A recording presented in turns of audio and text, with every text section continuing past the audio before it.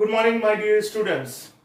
Today we will start with the topic of food web. Okay?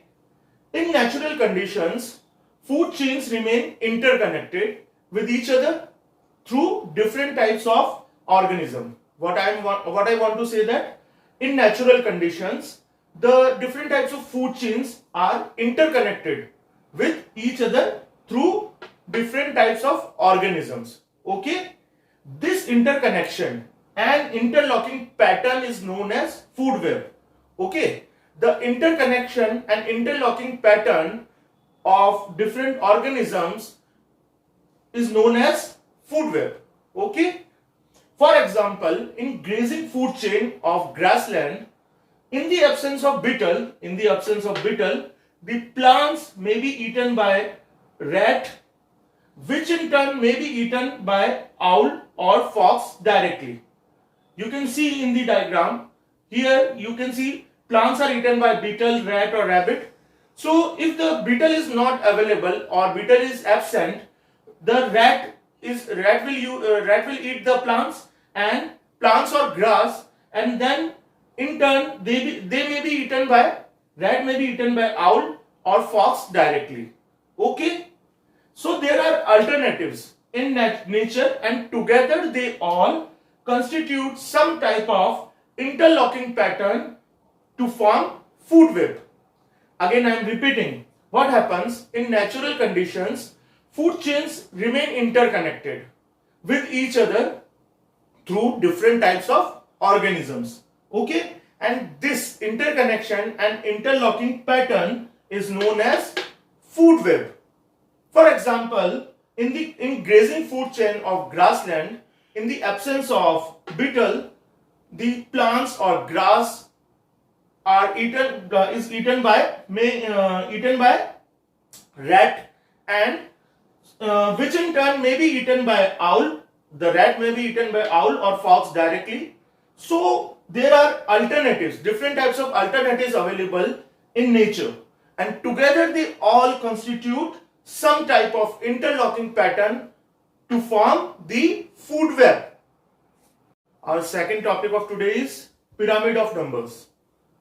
The pyramid of number depicts or shows the relationship. What? The pyramid of number depicts the relationship in terms of the number of producers, herbivores and carnivores at their successive trophic level. Okay? There is a decrease in number of individuals from lower to higher trophic level. The number of pyramid varies. The number of pyramid varies from ecosystem to ecosystem. There are three types of pyramid of number. First is upright pyramid of number, second partially upright pyramid of number, and the last third one is the inverted pyramid of number. Again I am repeating, what happens in pyramid of number? The pyramid of number depicts the relationship. What does it depict or shows? The relationship in terms of the number of producers, herbivores and carnivores at their successive trophic level. Okay? There is a decrease in number of individuals from lower to higher trophic level. There is a decrease in number of individuals from lower to higher trophic level. The number of pyramid varies from ecosystem to ecosystem, and there are three types of pyramid of number. First is upright pyramid of number, second is partially upright pyramid of number, and the third one is inverted pyramid of number. Now let us discuss about the types of pyramid of number in detail. First is upright pyramid of number. First topic is upright pyramid of number. Here, where does the upright pyramid of number is found? It is found in aquatic and grassland ecosystem. Where does it found? Aquatic and grassland ecosystem. Here, there are numerous or many small autotrophic organisms. Autotrophic organism means they prepare their own food. Okay? Means plants. Okay? Which support less number of herbivores and which in turn support these herbivores support even less number of carnivores. As you can see in this diagram, they are the producer. Producer means they prepare their own food. So here comes the plants, then comes primary consumers. Primary consumers are what? Who are the primary consumers? Cow, goat, the plant eating animals, and then comes they are the primary producer are the support the primary consumer, and then secondary, then comes the after primary consumer secondary consumer comes. Secondary consumers, if you know, the animals who eat the herbivores or the plant eating animals, okay. And then tertiary consumers. Tertiary consumer comes. Tertiary consumers, those animals eat the secondary consumers, like hawk eats the snake, okay. So here the producers support the primary consumer, and then they support even less number of secondary consumer, and then secondary consumers support even less number of tertiary consumers, okay. Then comes second point is partly upright pyramid of number. Here, where does it found? It is found in forest ecosystem. First of all, let us understand where does the pyramid of numbers are found. The partly pyramid of number is found in forest ecosystem. Number of here the number of producers are less, but they support greater number of herbivores, which support less number of carnivores. As you can see in the diagram, the producers are less, okay, but they are supporting the greater number of herbivores, but the herbivores are not supporting in that ratio. They are supporting in a less number to the carnivores, okay. Then comes inverted pyramid of number. Where does the inverted pyramid of number is found? In parasitic food chain, okay. One primary producer support many herbivores, which support numerous parasites, and which support more number of hyperparasite. Hyperparasite is nothing but whose host is itself a parasite, okay. Here you can see the one primary producer support the herbivores, and these herbivores support the parasites, and then these parasites are supporting the hyperparasites. Again, I am repeating for you the whole topic.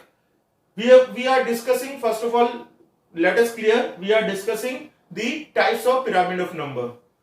The first pyramid of number is upright pyramid of number.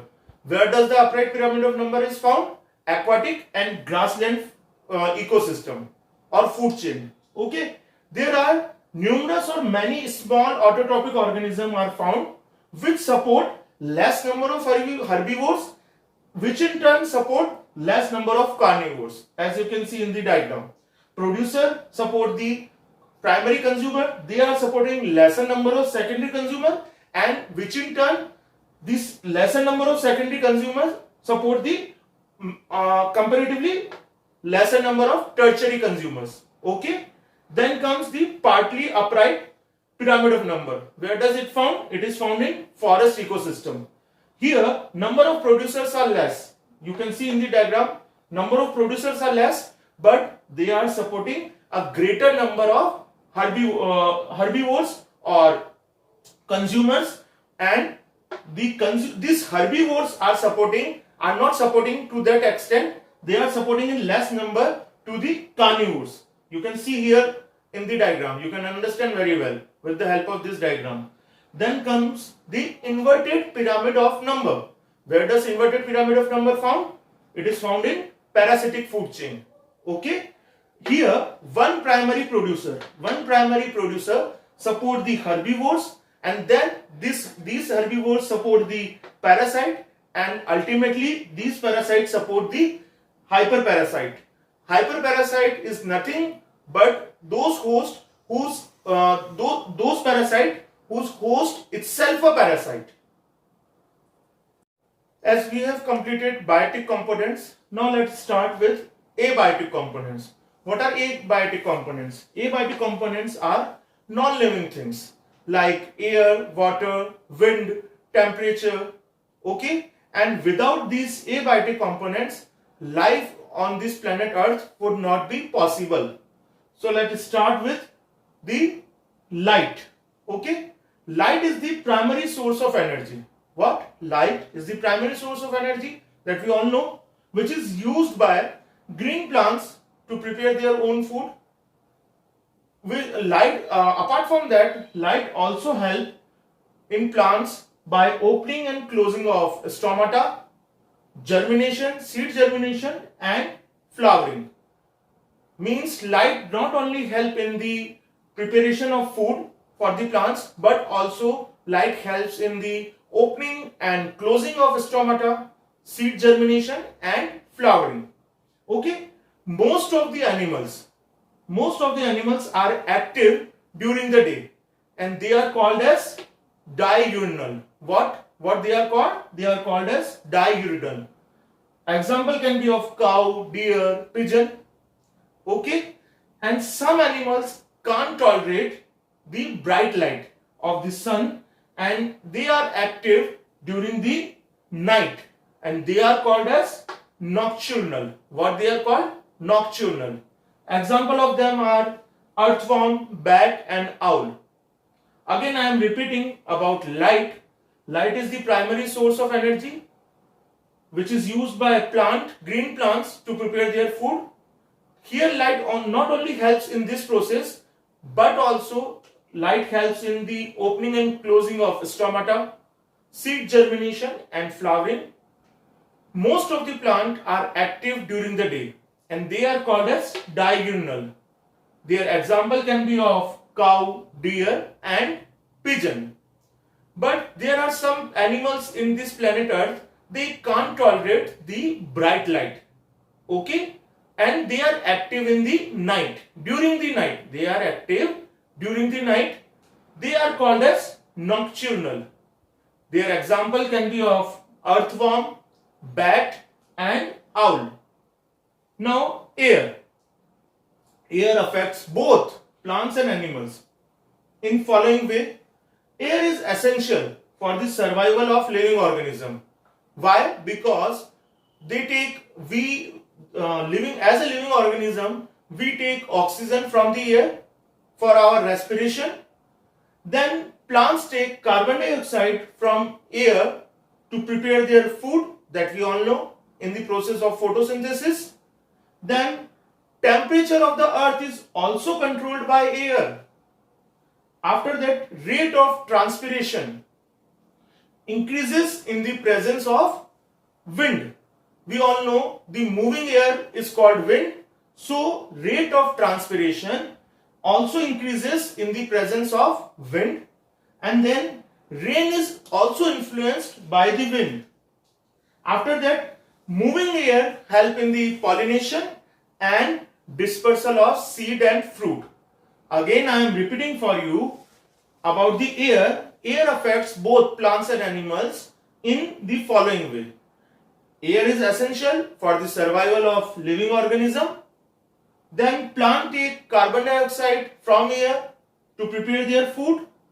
Temperature of the earth is also controlled by air. After that, rate of transpiration increases in the presence of wind. We all know moving air is called wind. Okay. Rain is also influenced by wind.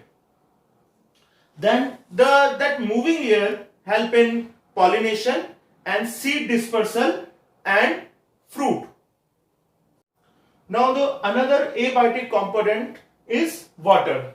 We all know that what is the importance of water for us as a living organism, because all chemical reactions inside our body need water. Okay, all chemical reactions which occur inside our body need water to complete that reactions. Okay, and as far as plants are concerned, plant need water for photosynthesis and growth, that we all know, and vegetation is less. If you see what is vegetation, vegetation means the area where the plants are grown. So plants are grown, and that area, that vegetation is less where water is less. For example, deserts. In desert, you can if you see in desert there are many few plants grown. Okay, and it is denser. Vegetation is denser where the heavy rainfall present. For example, Western Ghats. Okay. Then the next abiotic component is soil. Terrestrial plants depends on soil in which they grow and get water and minerals. Why? Because terrestrial plants depends on soil? Because they get water and minerals from the soil. Then many animals, if you see the importance of soil for animals, many animals live in soil in burrows and caves. For example, rats and snakes. And apart from that, soil is home to many small organisms also. For example, bacteria, fungi and worms. Then the last non-living things or abiotic component is temperature. Temperature shows the heat energy available from solar radiation. From the solar radiation, the heat energy is released, that is shown by the temperature. Okay? Vegetation on earth can be grouped under different temperature zone. The vegetation on earth can be grouped under different temperature zone like equatorial forest, terrestrial forest, etc. And most of the organism can survive in between 0 degrees Celsius to 50 degrees Celsius temperature. But there are some more organisms are available on planet Earth. They can survive as low as in temperature of minus 250 degrees Celsius and as high as 150 degrees Celsius.